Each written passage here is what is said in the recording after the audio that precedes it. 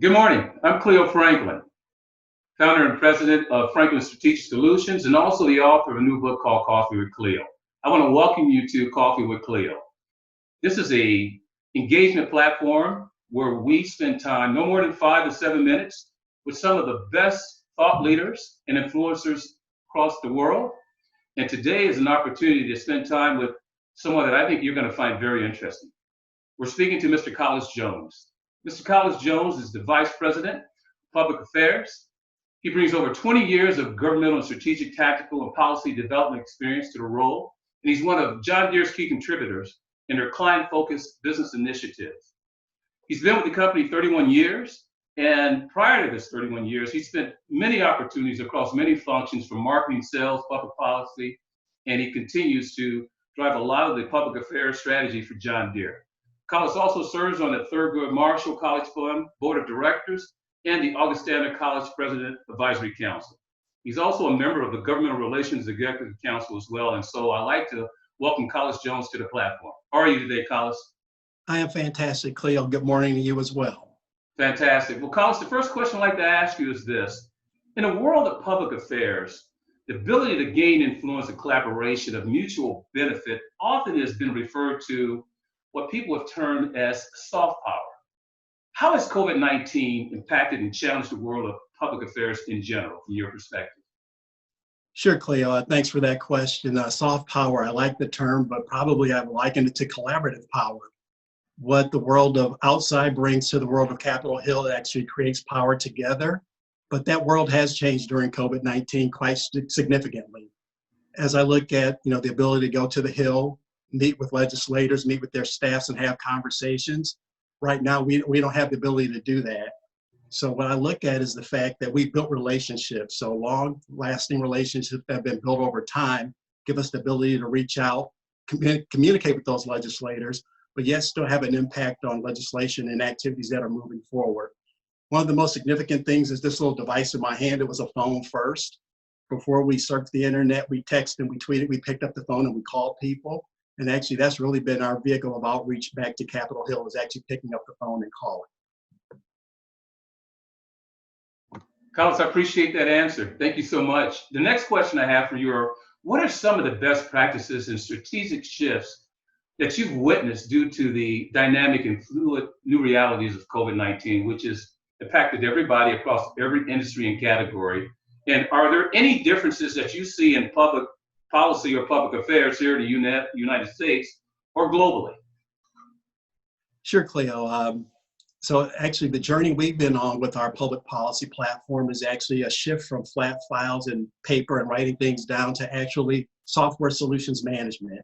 So having the ability to actually take your public affairs function or your public policy function, spread it out amongst all your teammates, but also be in constant communication with what's really going on. So real-time updates, real-time communications, and real-time strategy. So it's all happening simultaneously. So when you take the paper away, you take away the dependence on the interaction between the human beings always, but also you have the solution on a platform. It actually enables us, number one, to do our job much better. Number two, to have current information available at our fingertips.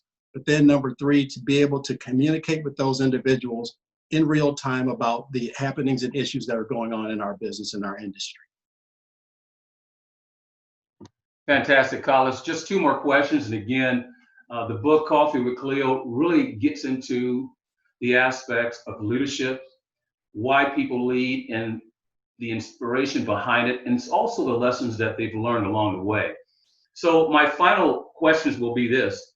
For anyone who aspires to a career within the governmental space or public affairs, what are one or two leadership qualities that you feel is required to be successful in that role?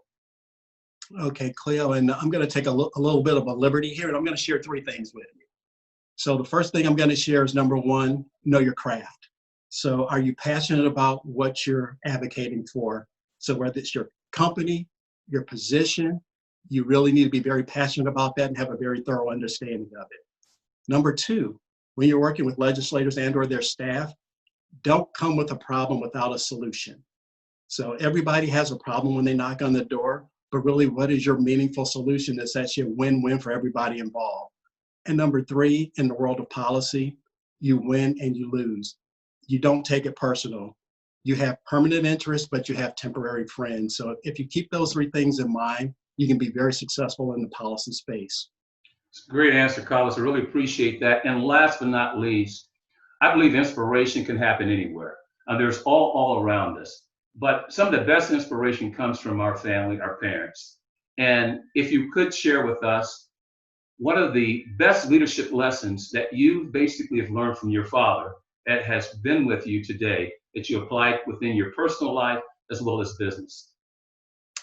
Wow, that's probably the hardest question you've asked me today, because my dad was blessed to live on this earth for 74 years, and he shared a lot of lessons with me and actually imparted a lot of wisdom in me. And if I can probably think back to probably one of the most important things he shared with me was that he gave me a name. My last name is Jones, and that was his name as well. As a matter of fact, I'm a junior, so I'm named exactly after my dad. And he said, I've given you a name, don't mess it up.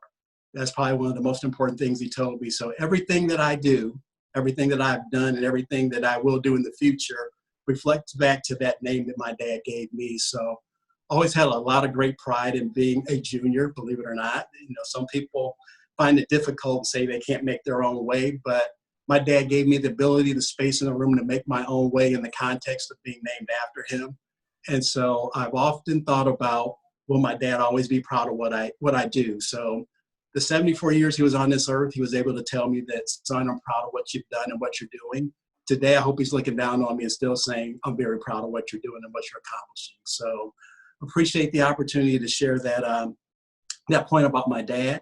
Again, this has been a fun interview, and obviously, you know, sharing what I know about the public policy space with a greater audience, I think is really unique, because it's a space that, number one, there's not a lot of people who operate in this space. Number two, it's foreign to a lot of people because they think public policy all goes back to politics, and politics is a component of it, but it's not all we do. But when you start taking the political side with the advocacy side and you deliver meaningful results, it actually works within the system and in the process that's established and in place. So again, I appreciate the opportunity today, Mr. Franklin, and hope you have an absolutely wonderful day.